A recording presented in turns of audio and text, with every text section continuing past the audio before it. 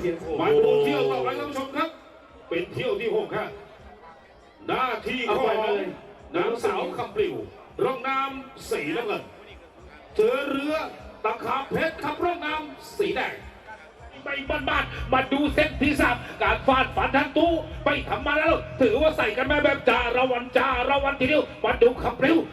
เที่ยวนี้เจอกับตะขาบเพชรแม่เรือดีจากพี่น้องเมืองอุบลเอาละครับเริ่มใส่กันมาเต็มเริ่มใส่กันมาเข้มๆเรื่องตาเอาละครับท่านผู้ชมกำลังจับตาดูตอนนี้มีคำว่าไงคำปลิวนั้นเจอกับตะขาบเพชรคำปลิวนั้นอยู่ร่องน้ำสีน้ำเงินตะขาบเพชรนั้นอยู่ร่องน้ำสีแดงทั้งสองลำตีกันเชี่ยวคุณเลยโอ้โหเอาแล้วเรือคู่นี้มีเหเนี่ยเรากำลังจับตาดูไม่ต้องกับพิตาไม่ต้องไปคุยกับเพื่อนก็ไม่ต้องเสียเวลาครับเดี๋ยวจะหาว่าไม่เตือนแต่ถ้าถามเพื่อนเดี๋ยวจะไม่เข้าใจเหตุไหนเรือมันมาไวดูจะแทบไม่ทันเอาแล้วตะขาเพชรบอกว่ายังคำปิวก็ยังเบียดตีหูจริงไหมคำปิวเบียดจริงหัวแต่ว่าแต่ตอนนั้นต่างคนต่างเบียดต่างคนต่างต้องต่างคนต่างพันใส่กันแล้วรับผ่านผู้ชมมาในขณะนี้ยังดูไม่ออกยังบอกไม่ได้ว่าใครจะเป็นใครว่าผลของเรือยังสมันเกินเสมอกันทีน้องชาวเรือน่าจับตามองผลของเรือยังเสมอกันยังสมันเกินตะขาเพชร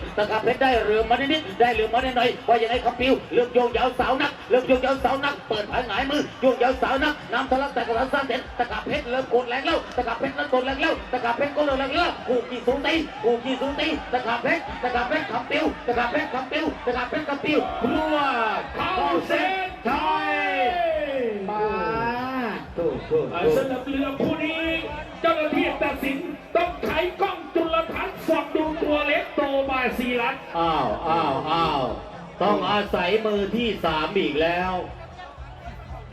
ต้องอาศัยมือที่3อีกแล้วต้องมาดูที่กล้องวิดีโอแล้วครับเจ้าหน้าที่รพสตครับเอายาดมมาให้ท่านผู้ใหญ่เทียนด้วยขอบคุณท่านนายกครับเอาอยากแก้ไขมาให้นะฮะท่านเป็นห่วงเป็นใยครับดูกล้องครับเรามาดูที่กล้องวิดีโอครับว่าเที่ยวนี้ผลจะออกมายังไงโอ้สูสีกันเหลือเกินท่านผู้ชมกับลำดับต่อไปครับเป็นการประกาศผลอย่างเป็นทางการครับเป็นเที่ยวที่6นะครับระหว่างนางสาวคำปลิวร่องน้ำสีน้ำเงินครับพบกับตะขาบเพชรร่องน้ำสีแดงคณะกรรมการดูแล้วดูอีกและมั่นใจและก็ขอประกาศว่าเรือที่ได้รับการชูธงนั้น